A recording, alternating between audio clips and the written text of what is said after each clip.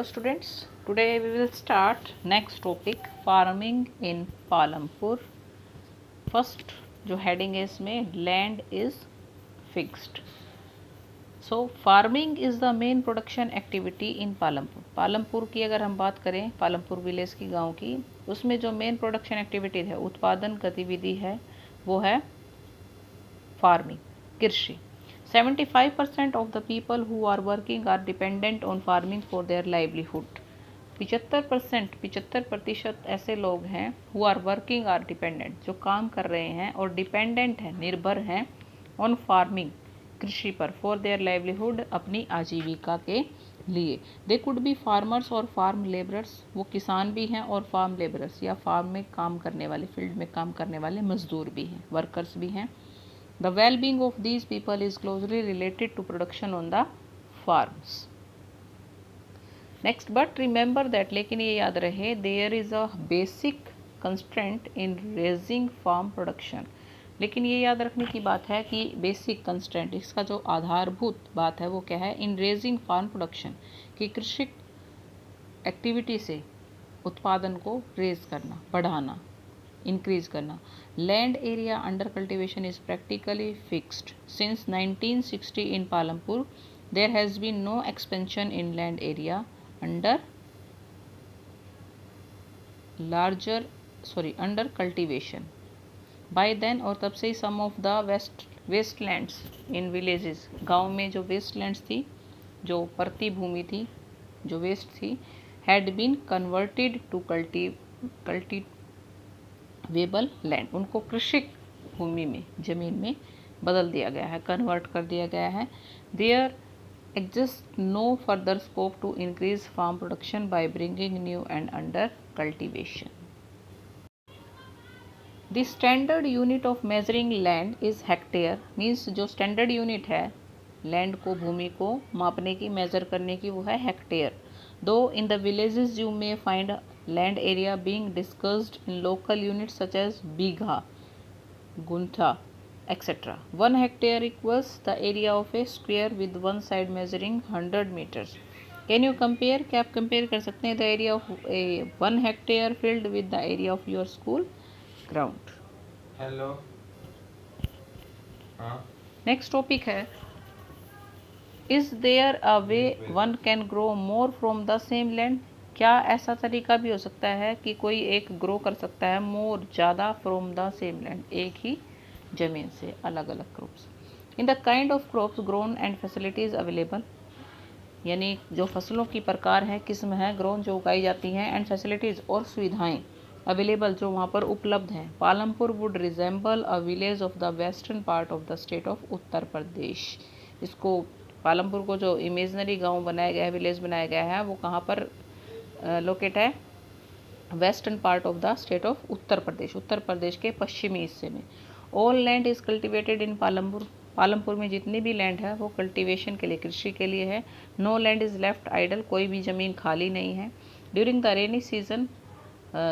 Rainy season के दौरान, वर्षा ऋतु के दौरान, जो खरीफ की क्रॉप्स ग्रो की जाती हैं उस टाइम पे, farmers grow jowar and bajra. These plants are used as cattle feed. It is followed, यानी पशुओं के चारे के रूप में इनको यूज़ किया जाता है, दोनों को, जो इसका बचा हुआ होता है remain material. It is followed by cultivation of potato between October and December. In the winter season, और सर्द ऋतु में, fields are sown with wheat. From the wheat produced, farmers keep enough wheat for the family's consumption and sell the surplus wheat at the market at Raiganj.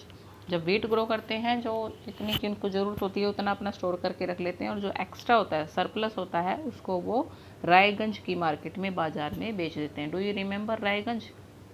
Raiganj क्या था? उनका neighbouring village. Okay. A part of the land area is also devoted to sugarcane which is harvested once every year. साल में एक बार किया जाता है इसका उत्पादन. Sugarcane in its raw form, जो शुगर केन होता है, गन्ना होता है अपनी रा फॉर्म में, कच्ची अवस्था में, और एज जैगरी या गुड़, is sold to traders in Shahpur. और वो शाहपुर क्या था? टाउन था उसका, नेबरिंग टाउन, जो कि रायगंज से थोड़ा सा आगे था. वो उनके व्यापारियों को वहाँ पर बेच देता था. Okay. The main reason why farmers are able to grow 3 different crops in a year in Palampur is due to the well developed system of irrigation.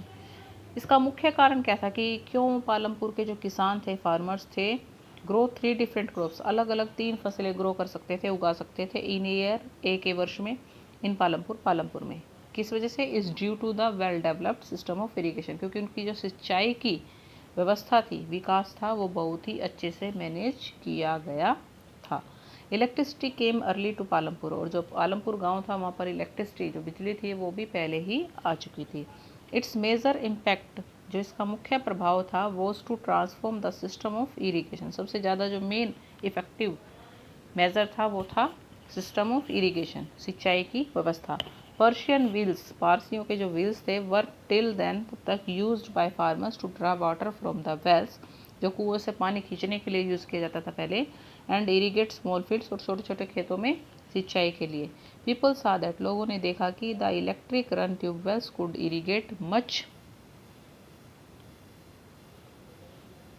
Larger areas of land more effectively, ज़्यादा बड़े area को भी बहुत ही ज़्यादा प्रभावित तौर से उसको इरीगेट कर सकते थे। The first few tube wells were installed by the governments, कुछ पहले के शुरुआत के जो कुछ एक ट्यूबवेल्स थे उनको इंस्टॉल्ड किया गया था सरकार के द्वारा। सून, जल्दी ही, however farmers started setting up private tubewells, लोगों ने, फार्मर्स ने, किसानों ने अपने खुद के पर्सनली ट्यूबवेल्स लगवाने स्टार्ट कर दिए। एज ए रिजल्ट, और इसके परिणाम स्वरूप, by mid 1970s the entire cultivated area of 200 hectares was irrigated. Not all villages in India have such high levels of irrigation, सभी गाँवों के अंदर, जो भारत के जितने भी गाँव, सभी के अंदर इतनी अच्छी उच्च स्तर की सिंचाई व्यवस्था नहीं है। Apart from the riverine plains, coastal regions in our country are well irrigated, जो कोस्टल तटीय क्षेत्रों के पास और जो रेवराइन प्लेन्स मैदानों के पास जो एरिया है, वहाँ पर ये सिस्टम या इरीगेशन जो है अच्छे से की जाती है, because availability of too much water, sufficient water. In contrast, और इसके कंपेरिजन में अगर प्लेट्यू रीजन, जो पठारीय क्षेत्र है, उनकी हम बात करें, such as the Deccan plateau, जो दक्कन का पठार है, have low levels of irrigation, वहाँ पर सिंचाई की व्यवस्था बहुत ही कम है। Of the total cultivated area in the country, a little less than 40% is irrigated even today. In the remaining areas, बचे हुए क्षेत्रों में, farming is largely dependent on rainfall, ज़्यादातर जो एरिया जिसके अलावा बच गए हैं, वहाँ पर लोग इरिगेशन के लिए, सिंचाई के लिए रेनफॉल पर, वर्षा पर निर्भर रहते हैं। To grow more than one crop, एक से ज़्यादा फसल ग्रो करने के लिए, उगाने के लिए, on a piece of land, एक ही ज़मीन के टुकड़े पर, ड्यूरिंग द ईयर, एक ही वर्ष के दौरान, is known as multiple cropping. Underline this line बेटा। It is the most common way of increasing production, ये सबसे ज़्यादा अच्छा तरीका है प्रोडक्शन को इंक्रीज करने का, उत्पादन को बढ़ाने का, on a given piece of land, जो एक पीस का टुकड़ा हमें हिस्सा में दिया गया है। All farmers in Palampur grow at least 2 main crops, many are growing potato as the third crop in the past 15 to 20 years. So okay students, these 2 topics we have completed now. So you must watch this video, because in our next online class we discuss about next topic, not this topic. So you must watch this video, okay, and like and subscribe my channel. Thank you and have a nice day.